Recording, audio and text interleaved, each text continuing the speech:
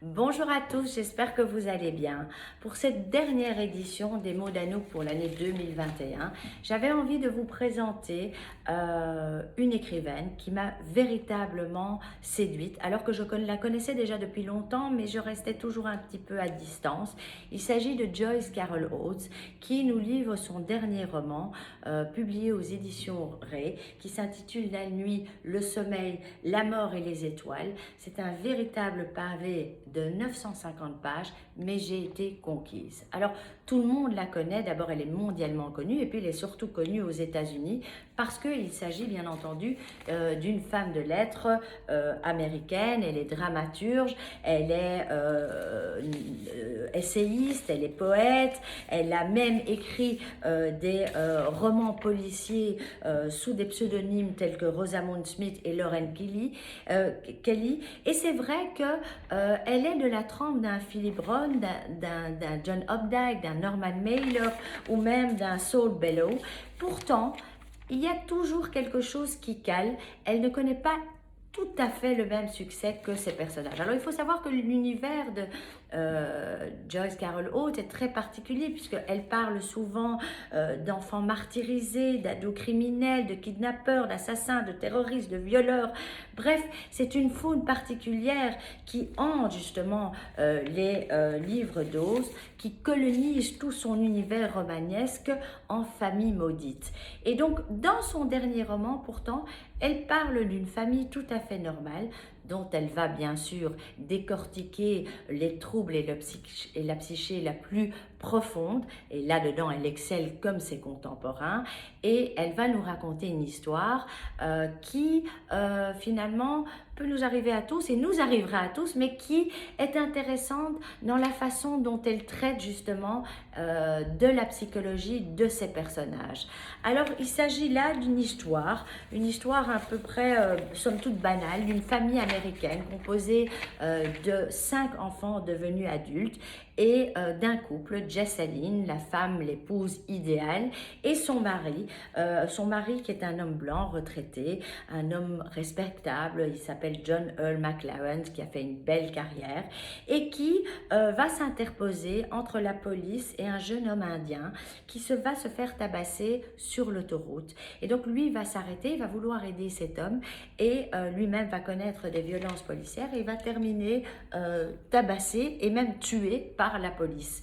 Et donc c'est là que l'histoire commence, parce que c'est une véritable histoire de famille que Joyce Carol Oates va mettre en place, puisqu'elle va exceller dans l'art de disséquer justement les dysfonctionnements de cette cellule familiale composée de 5 adultes tout à fait différents les uns des autres, emplis bien sûr de jalousie, de ressentiment, et jusqu'à présent, ce qui les reliait justement à tous, c'était le père qui est décédé. Et donc on va voir comment chacun entre eux vont évoluer, comment ils vont vivre ce deuil et comment leur véritable nature va sortir justement dans cette situation compliquée. Alors il faut savoir que comme je le dis déjà depuis le début, Joyce Carol Oates accorde énormément d'importance à la psychologie de ces personnages qui ont une véritable épaisseur et qui, malgré tout leurs terribles défauts, sont capables de susciter, si ce n'est pas de l'empathie de notre part, du moins un peu d'indulgence, parce qu'elle va véritablement décortiquer toutes les aspérités de leur personnalité. Et alors, ce qu'il faut savoir aussi, c'est que ce roman traite aussi de sujets très généraux et très actuels, tels que le racisme, la violence policière, le sexisme, l'homophobie, l'hypocrisie sociale. Et en ça, je dois dire que le livre est très très bien écrit et très bien fait. Alors, moi, c'est vrai que j'avais suivi des interviews télévisées de Joyce Carol Oates, j'avais écouté à la radio aussi certaines interviews, et il y avait quelque chose de... J'avais l'impression de malsain qui se dégageait de ses écrits et qui, jusqu'à présent, pourtant j'aime bien les livres qui regorgent de psychologie troublée, mais là, il y avait quelque chose qui me dérangeait. Et pourtant maintenant j'ai envie de m'y plonger. Elle a raconté par exemple une histoire qui aux États-Unis est une histoire digne de l'affaire du petit Grégory dont vous avez certainement tous entendu parler. un livre qui s'appelait Petite sœur, mon amour, où elle raconte justement l'histoire de cette John Bennett, une gamine de 6 ans qui a été retrouvée assassinée dans le sous-sol de sa maison, dans le sous-sol domicile de ses parents. Une petite fille qui était abonnée justement au concours de beauté. On se rappelle tous de l'image de cette jeune fille et c'est une affaire non élucidée. Et donc, à travers cette histoire, Joyce Carol Oates raconte au fait et fait le portrait de cette Amérique et de ce côté obscur justement de cette Amérique profonde. Alors, c'est vrai que c'est un livre que dorénavant j'ai envie de lire, mais ce qui m'avait attiré justement dans ce livre, c'était peut-être le côté normal des choses, une famille en somme toute normale, mais qui malgré tout, eh bien, par la psychologie et les caractères différents de tout et chacun, eh bien, il y a énormément à raconter là-dessus. Alors, ce que je veux aussi insister sur Joyce Carol Oates, c'est que Joyce Carol Oates, quand elle parle de son écriture, elle dit qu'elle est formaliste et qu'elle est avant tout à la recherche d'un langage qui est le plus adapté pour décrire une situation. Et c'est vrai parce que dans ce livre aussi, j'ai réalisé, elle se répète tout le temps, mais à chaque fois, elle va se répéter différemment et elle va raconter les choses encore une fois, mais autrement. Et c'est ça qui fait sa force. Et elle dit d'ailleurs, c'est difficile à exprimer, la plupart du temps, et je la lis, le cerveau humain est dans une situation terriblement statique.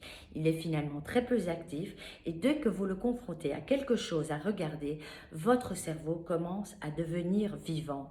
Et c'est ça le plaisir que j'ai quand j'écris, que je regarde des peintures, des films, que je parle avec des gens, que je cours, c'est le côté vivant de l'expérience qui m'intéresse, c'est le vrai qui intéresse Joyce Carol Oates. Lisez ce livre et surtout écoutez l'émission que j'ai faite il y a 2 jours sur Radio Judaïka pour vous donner peut-être une description un peu plus large de ce livre. Cette émission a passé mercredi sur Radio Judaïka à 18h30.